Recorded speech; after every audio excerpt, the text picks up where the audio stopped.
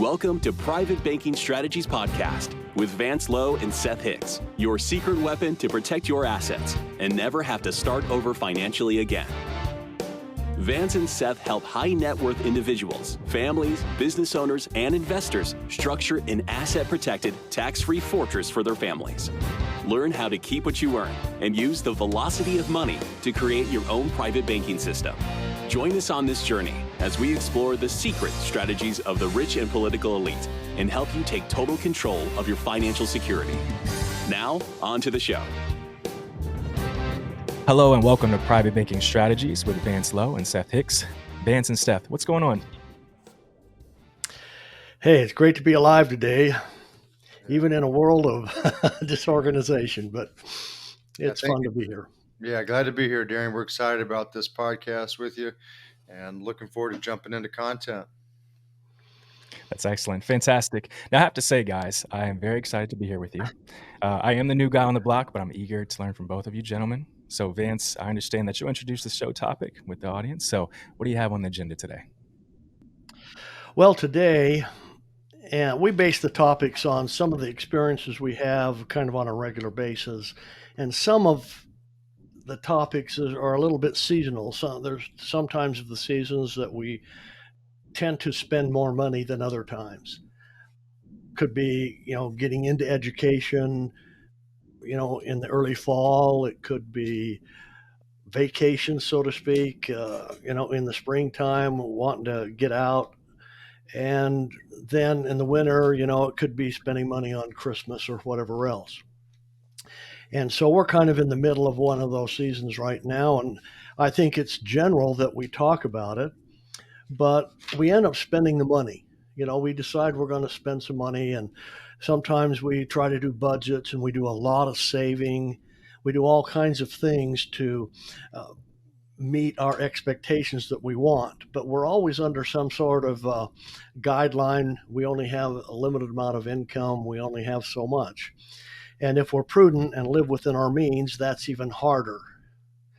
So if we're going to spend the money anyway, and then this might be the topic of today, why not make arrangements to get the money back? If we can get the money back, then we can make the interest or the profits that the people who end up with the money are going to get. So let's explore that a little bit. Seth, what can you add to that, in this season? Sure. Yeah. Well, when people first hear that, Darren, they think, how do I get my money back? I have to spend, $200 on my utility internet connection and phone service. I've got to pay for my electricity, my gas bill, my water bill, my trash and sewage. I've got to pay for just general expenses on a monthly basis that just flow right out. I've got to pay generally a car payment, may have to pay a house payment. And so those are typical expenses that most Americans have. And we like to use an automobile example to prove that people can get the money back a lot of times. And we've got an example from one of the mentors and original OGs, we call him Nelson Nash in the infinite banking concept world, who actually utilized this with his own family members. And he had two twin sisters that were nieces of his. And one strategy, one employed another. And we're going to take a quick look at that, not do a super deep dive. And Vance is going to walk us through that illustration. And we're going to prove to you how you can get the money back, and how not only you can get the money back that you're spending on an automobile expense in this particular case, but that at the end of the road, you will have significantly and parabolically increased your wealth over the alternative methods of financing, even paying cash, just piling up cash and then buying an automobile by cash versus using our methodology in the private banking strategies world and show you exactly what your wealth curve will be at the end of that road. So Vance, I'll hand you back the mic and we'll dig a little deeper into twin sisters. Okay. All of this stems on a couple of strategies that we live by and don't even know. And it's called a get back to zero strategy. We've been taught by our mentors, our parents, and the people that we trust that the best way to get through life is to pay cash for everything. Well, I'm here to tell you that's just 100% fallacy, because we still end up financing everything 100%. Everything we purchase throughout life, we finance. And that's one of two ways. Either we pull money out of production and buy the item. And once we buy the item, where does that leave us? It leaves us back to zero. If we've saved it up and we can't put it to work. Okay, so normally if we have excess money, we've got it working for us. A lot of people think they have their money working for them when they don't. A lot of people will show me when I ask the question, well, show me your assets that you have working, producing income for you or money for you. They'll show stock accounts, mutual funds, they'll show portfolios, they'll show 401ks, IRAs, or anything else. And they're absolutely shocked when I tell them and prove to them that you've put all that money to sleep, because you have to leave that money in those accounts only to collect interest. You can't use it, you can't pull it out. And the problem are the people who are using the money. We believe that they'll double your money on the average almost every 2.5 years. 2.5 to 5 years, they're going to double your money. How many of your accounts have doubled, at all? So it's called a get back to zero strategy. Everything, in life, when we think we're doing the right thing, it's still, we end up losing the money. We spend it, it doesn't come back. Another catchphrase what we use is, what arrangements have you made this month to get last month's expenses back? So if I were to ask you that, what would you say? I would say I haven't made any. You'd say it's impossible. Well, it goes along, everyone's heard. And sometimes people say, well, I don't think I've ever heard that. I kind of don't believe it. I've been around the block for a while.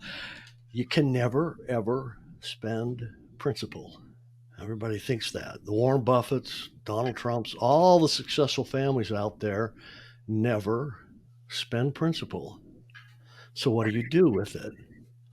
Also, and here's the secret, guys, do the banks always get the money back? What's the answer to that? I would say banks always get their money back. They always. Some people I've heard now, 9 out of 10 say, yeah, they always get it back. And then that one will say, well, there's loans that default. No. Banks don't risk their money. And it's called collateralization. If banks lend out $100,000, they'll want $1 million worth of collateralization. And they'll keep going if they can get more than that. They want control of everything.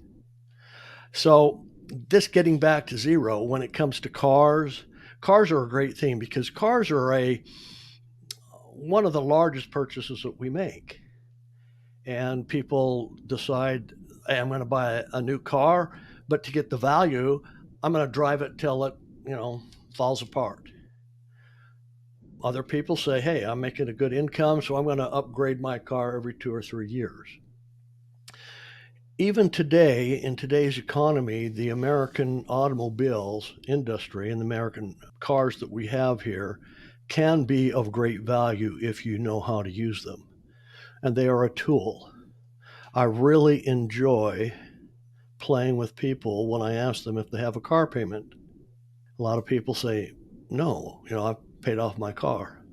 And I go, that's really, really interesting. So the only way you convince me you don't have a car payment is if you've torn up your driver's license and you're never driving again. Because what's happening to the vehicle? Oh, well, it's wearing out and eventually you'll need another one.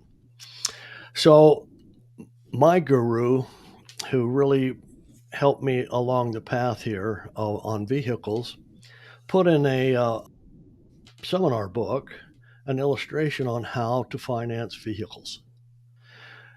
And he had, at the time, all these experiences in his book were on his family.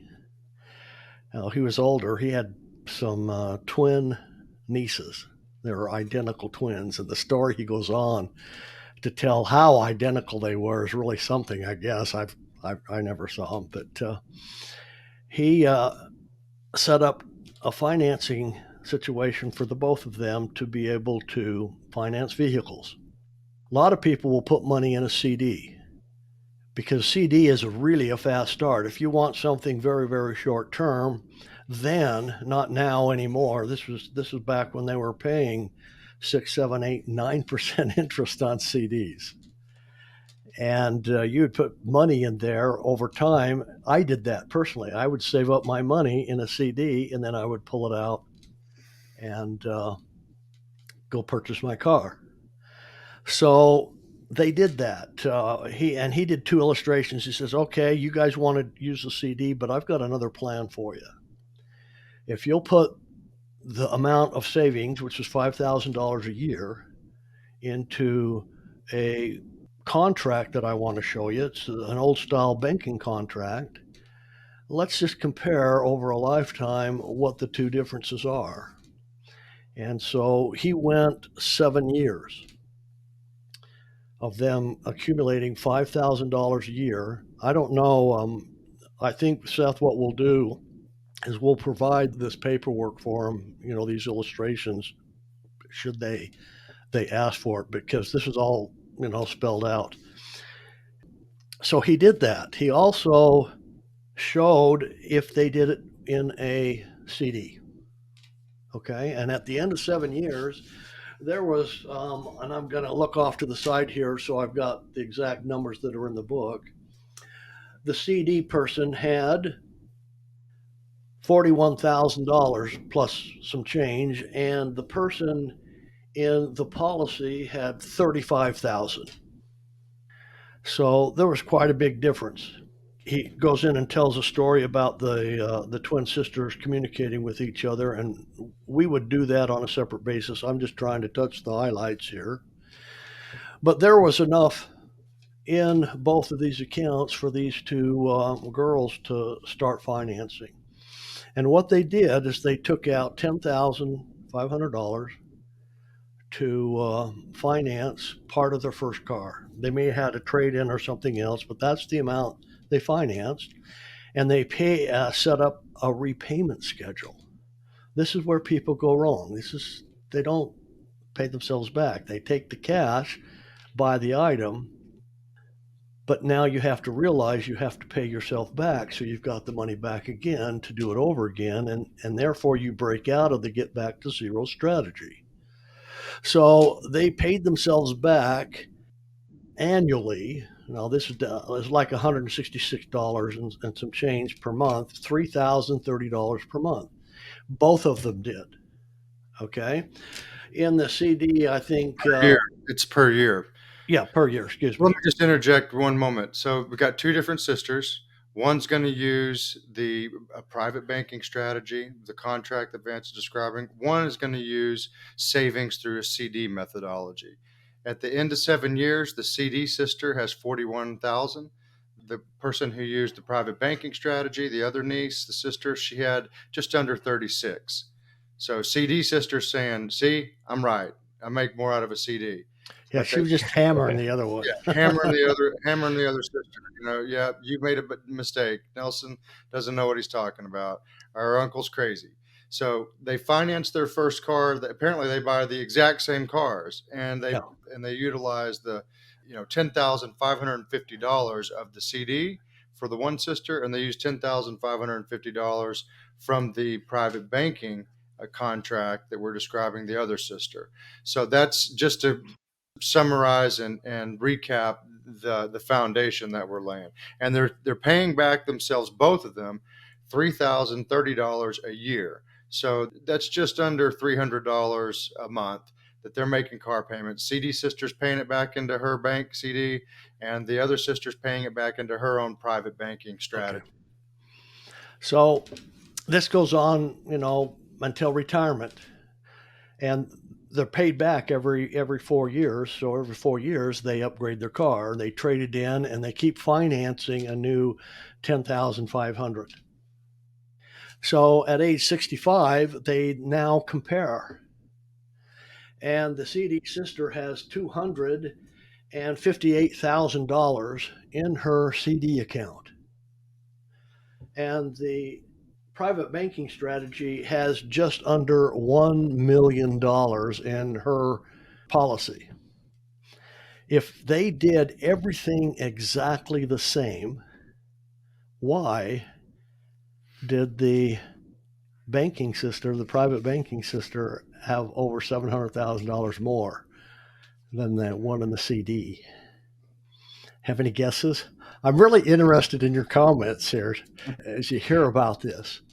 Why would there be such a big Oh, I'm spread? excited to hear what you guys are going to say about this because the anticipation is building up. Over $700,000 in difference. That is pretty impressive. Difference. What do you have to say on that? Let me explain that. Who owns the CD bank? Other people, That's right? correct. And they make all the profits. Well, these special contracts make you an owner of the life insurance company. And they pay profits in addition to the guaranteed account every single year. And those profits were added back in. In addition to that, she got a ton of life insurance, over $800,000 of death benefit paid for during that time as well. But the beauty part, Seth, starts right now. Seth, kind of walk them through. They're going to start taking cash out. They're now retired and they want to take income out, just for this one illustration.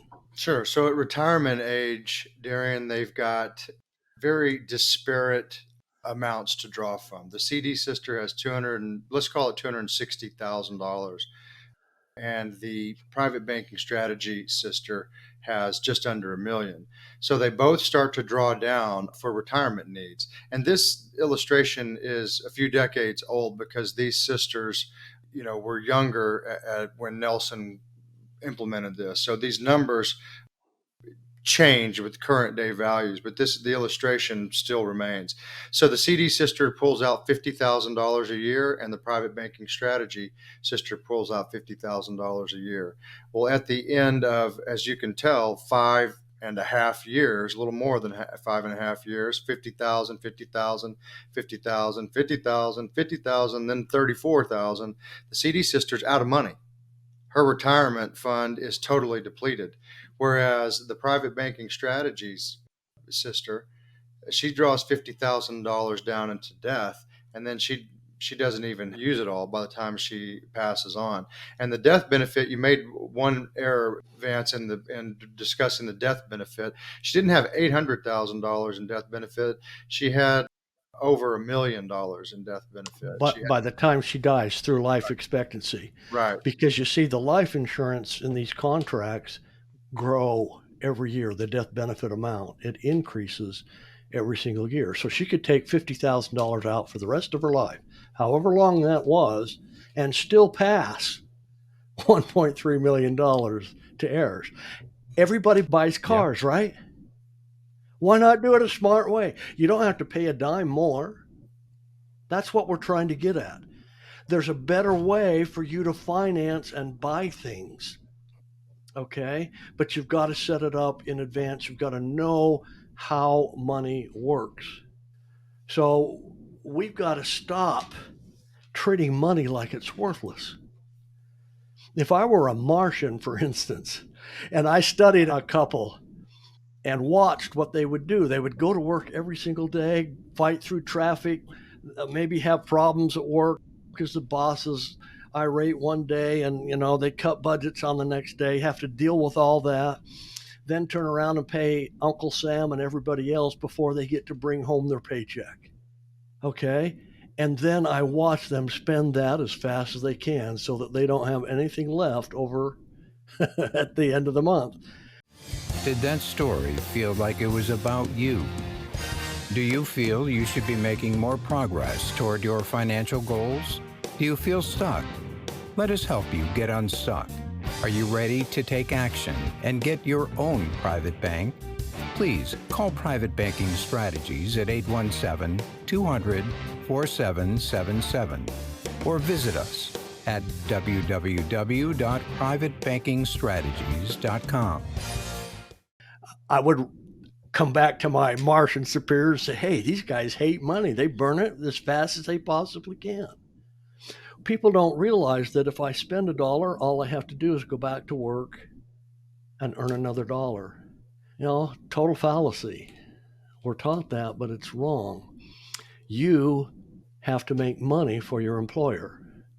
And that's at least 3 to 1, but probably more, between 5 and 10 to 1, your efforts. And it could be a lot more. We think it's more like 25 to 1. You've got to make and produce $25 under your efforts and have it go through the system for you to get into your paycheck $1. 25 to 1. How fair is that? Because you got to pay everybody else. You got to make money for everybody else because you spend $1 for you to just replace that $1. Folks, how insane is that? Doing that every single month, every day, going back to work.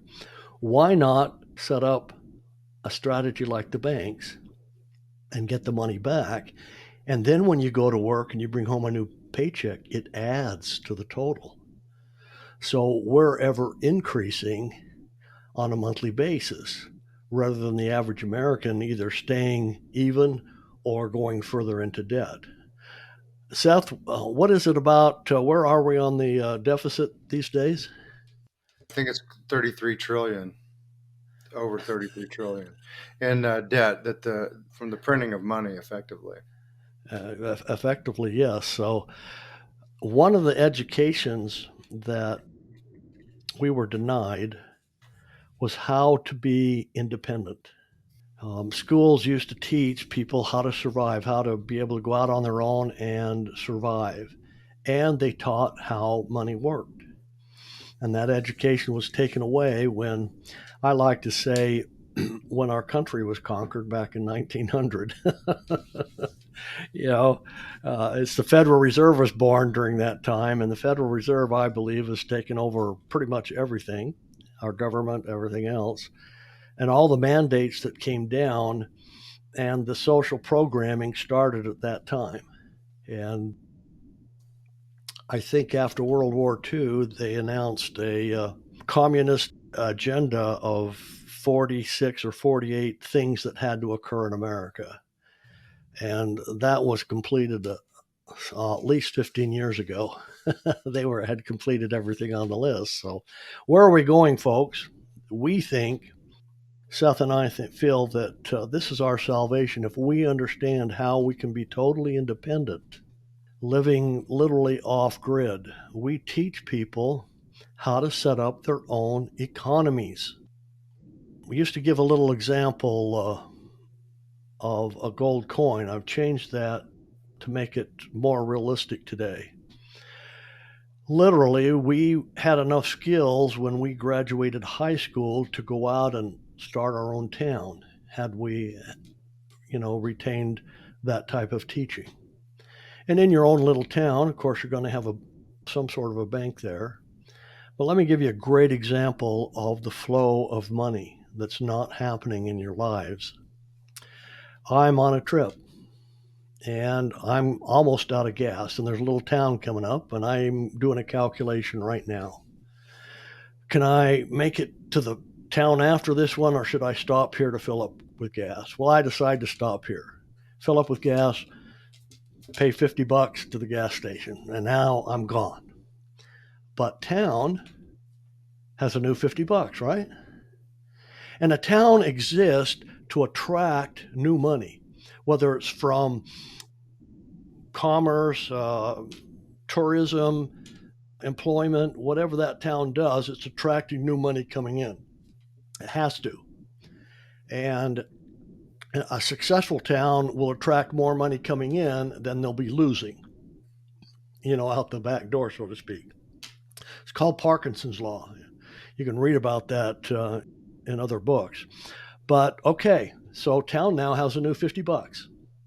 That gas station owner says, hey, I just got $50. I'm going to take it across the street to the grocery store. I'm going to buy $50 worth of groceries.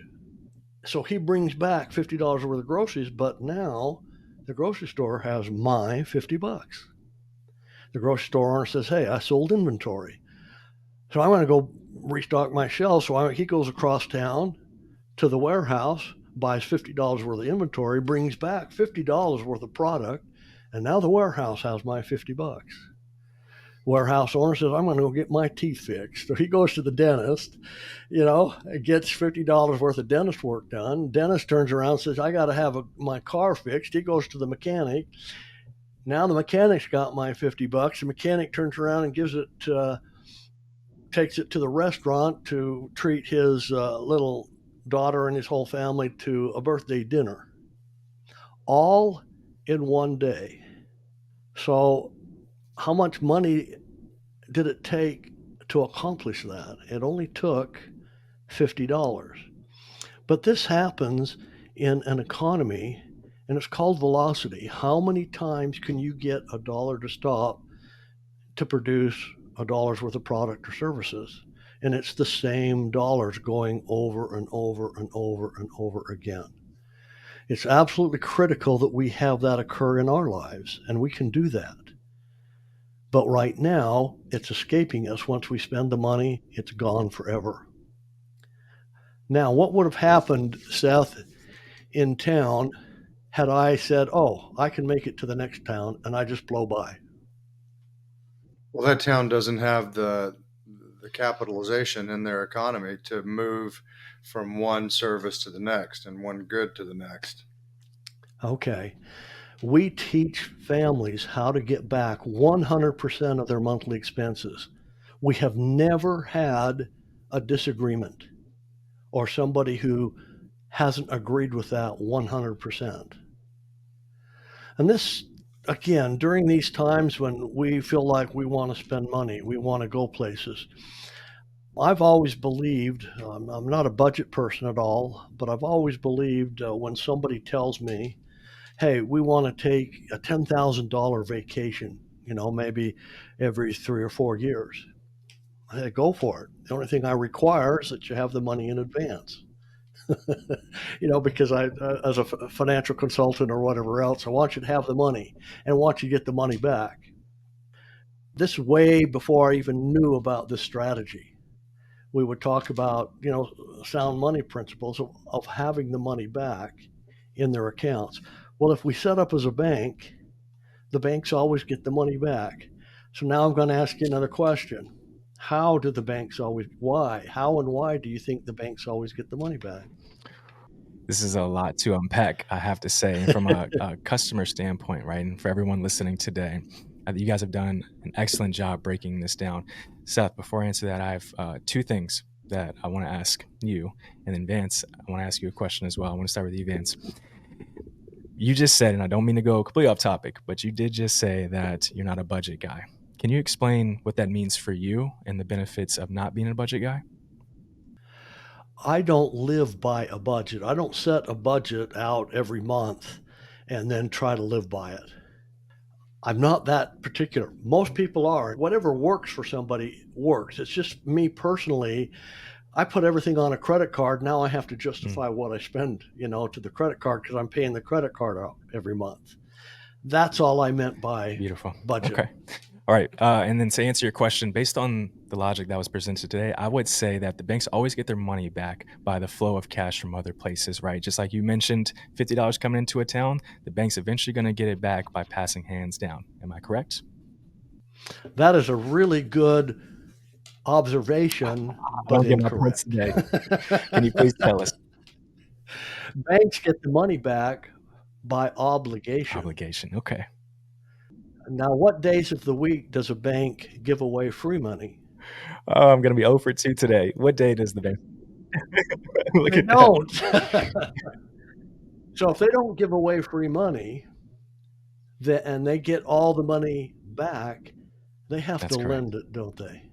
Under contract. So all money, all resources with the bank presidents, everyone else at the bank, they can't just go take money out of the bank. They'll go to jail. Okay? So they have to borrow it just like everybody else. And that's what we're talking about. if we set up our own system, our own bank, we put all our money in our own bank, okay? And now we have to move money from our bank account to our personal account.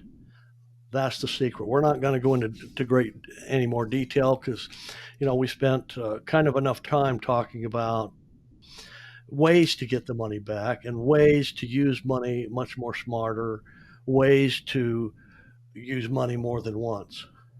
Inside the town, the reason the town gets so wealthy or prosper so much is called velocity. How fast can we move the money? Because every time it stops, it creates another dollar's worth. So, Seth, expound on that a little more if you want. Sure. Yeah, well, the banks, they get the money back because they make loans, and they generally collateralize their loans. That means they secure their loans. They take a mortgage, a lien instrument against your car until it's paid off. They take a lien against your house till it's paid off. They take a lien against your business till it's paid off. And all of the people that are in that town example, let's say they all bank at the corner bank on First and Main, and it's Wells Fargo or Bank of America. So Bank of America has got multiple loans, one to the dentist, one to the mechanic for their businesses, one to the grocer for an equity line so he can make sure he's always got something on his shelves. And all that money flows right back into those banking entities. We're saying that there's a different way, and you can actually set up your own banking system where the money comes back to you, and you set up agreements between your banking entity and however you borrow the money. Let's say you have a business and you borrow that money out of your banking entity and you lien the business for the loan that's made to your business, or you may loan money to a third party and you collateralize that loan as well. And so all the money that's coming into your control, you set up and put it to work in other lending transactions so that money is flowing back to your bank. And that bank happens to be a whole life insurance contract that's carefully structured in the appropriate way, which you own a part of as an owner of the insurance company. You're getting paid dividends. And one of the things that we haven't said, the reason that this twin sister had so much more money at the end of retirement is because of the phenomenon of compounding interest. So the amounts in her bank compound and grow annually without any tax consequence at all. And so when you look at these summaries that we'll provide in the show notes or as a PDF to folks who want to look into the illustration, take a look at every 10th year and you'll see this money parabolically increasing for the sister who's using private banking strategy. And that's how she comes to $1 million in cash value at retirement age. Yeah, so people always want to know, how do banks make money? Well, they do it this way, and they also cheat. We can get into that later. But if you look, this $700,000 difference is what other people made on people buying cars, and using that money. That's the money we lose if we don't take control and be the bank. Now, if this will create from, what was it, 25 years old till 65, $1 million, $10,500 of financing, what would that total be if we financed 21,000 during that time? Would it be twice as much? Yes. And if mom financed a $21,000 car and dad financed a $21,000 car under their own system, they'd have $4 million in the retirement account. What did they have to do? Where did they, did they have to tie it up somewhere? Did they have to go here? No. And that's an important part of this, is that they got to buy a car anyway. So Yeah. you've got to earmark funds to purchase the car. And so whether you use the auto dealership to finance the car and they extend you credit, whether you use a CD, whether you use cash savings, you're going to have a car in our example. I mean, unless you live in Manhattan and you take the subway everywhere, that doesn't apply to most of the Americans in our culture. You have to have a car. you have to buy certain things, and that money that you're already earning that you have to pay for your car, you can do it in a different way.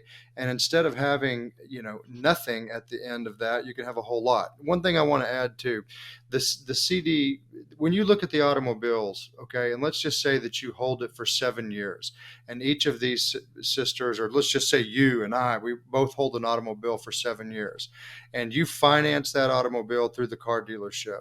And at the end of your financing arrangement with the auto dealership, you don't owe them any more money. You own the car free and clear.